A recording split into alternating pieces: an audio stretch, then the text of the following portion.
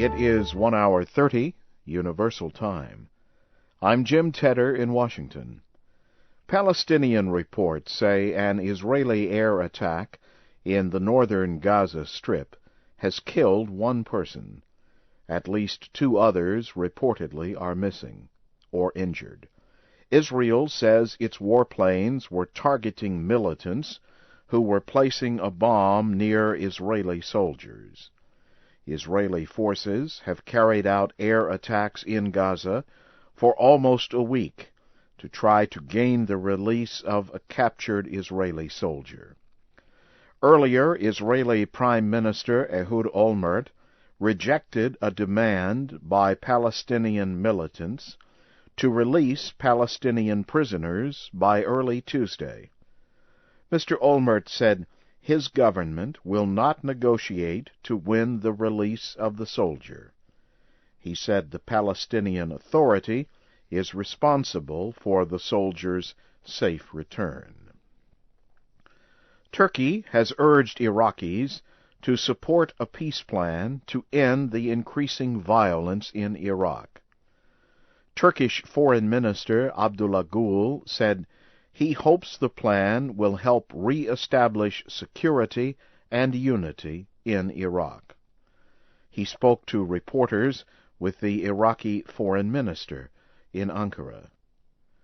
Iraqi Prime Minister Nouri al-Maliki announced the peace plan in June. It calls for pardoning the mainly Sunni militants who end all violent activity.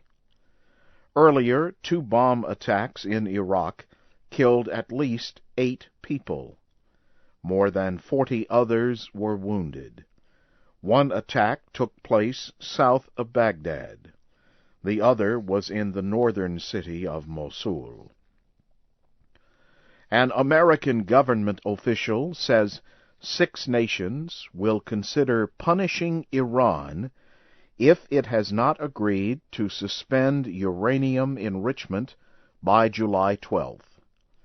American Undersecretary of State Nicholas Burns says the 5 permanent members of the United Nations Security Council and Germany will meet on July 12th. He says they will consider Iran's answer, if any, to an earlier offer aimed at getting Iran to stop its nuclear activities. Mr. Burns made the statements on American public television. Earlier, the 6 nations had asked Iran for an answer by Wednesday, July 5th. Iran says it will answer the offer in August. Conservative Mexican presidential candidate Felipe Calderón again has claimed election victory. But election officials say they might not declare a winner until the vote count is completed later this week.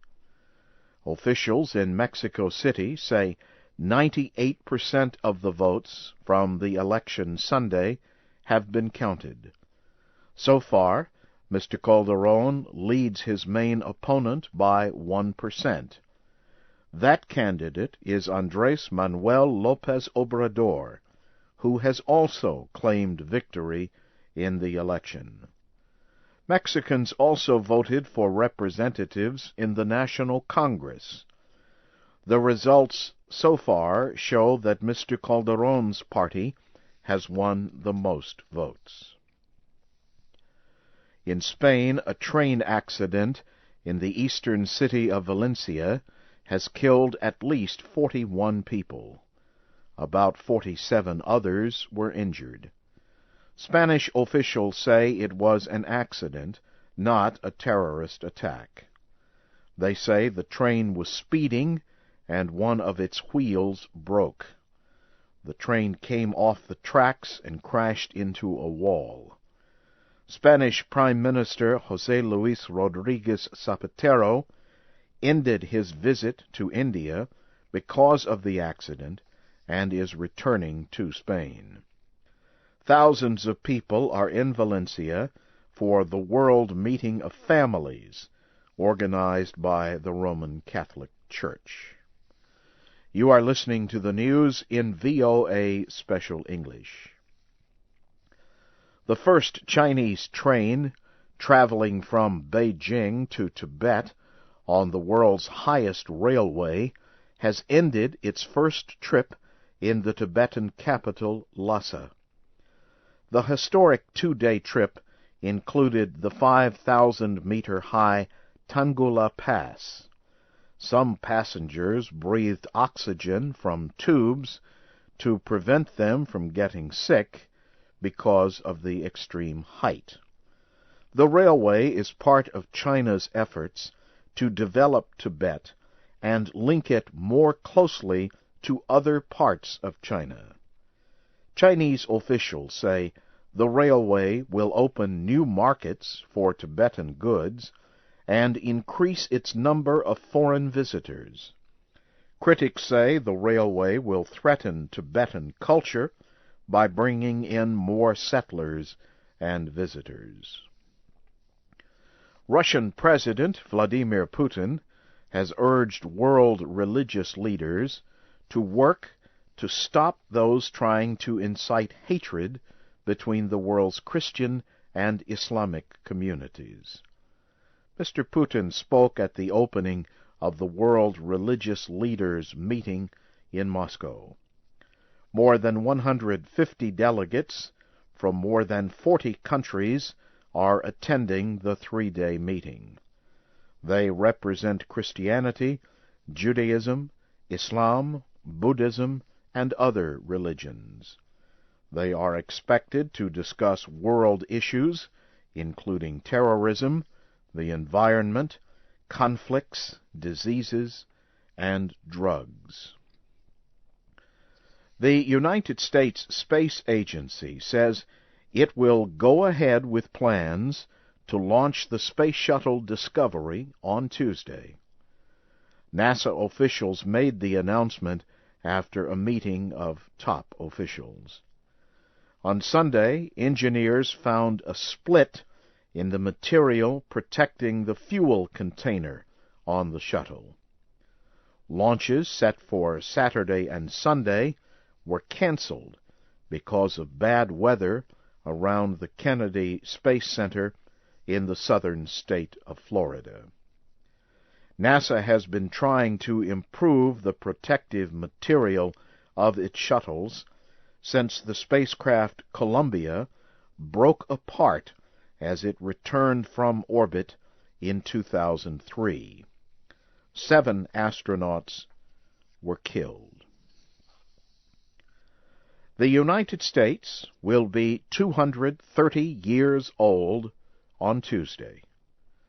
July 4th, 1776, was the day that 13 American colonies declared their independence from Britain.